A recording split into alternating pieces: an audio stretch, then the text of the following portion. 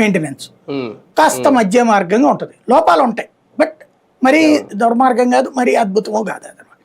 అంటే multiplex range అయితే ఉండదు.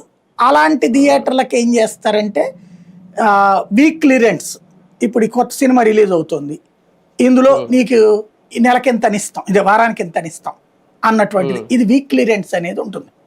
ఇది ఒక కాన్సెప్ట్ ఉంటుంది. ఇకపోతే వీళ్ళు చెప్పేటటువంటి షేరింగ్ కాన్సెప్ట్, ఈ షేరింగ్ కాన్సెప్ట్ ఏంటంటే గతంలో ఉండేది, ఇది ఎన్టీ రామారావులు వీళ్ళు ఉన్నటువంటి సందర్భంలో షేరింగ్ ఆర్ రెంట్ అనేటువంటిది ఆ రోజుల్లో కూడా ఫార్ములానే అనమాట. డబ్బులు అందరూ పంచుకోడు, లాభమైన నష్టమైన అన్నటువంటి. ఇప్పుడు ఇక్కడ షేరింగ్ కాన్సెప్ట్ ఏంటంటే నేను విన్నటువంటిది, నాకు తెలిసినటువంటి సినిమా థియేటర్ల వాళ్ళు చెప్పినటువంటి పాయింట్, ఈ రెంట్లు కూడా వాళ్ళతో మాట్లాడాకనే తెలిసినటువంటి అంశం అనమాట. ఈ షేరింగ్ కాన్సెప్ట్లో 55-45 ఆర్ 60-40 ఉంటుందట ఫస్ట్ వీక్లో.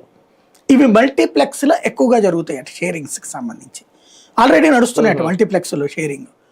ఈ ఆ సినిమా కెపాసిటీని బట్టి ఇప్పుడు పెద్ద సినిమా వాళ్ళు అయితే కనుక తక్కువ షేరింగ్ ఇస్తారట, లైక్ 40%, 35% ఇట్లాగా.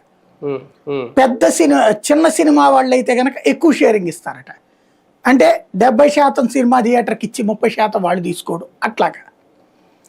ఇది ఈ షేరింగ్లో ఏంటంటే టికెట్ రేటు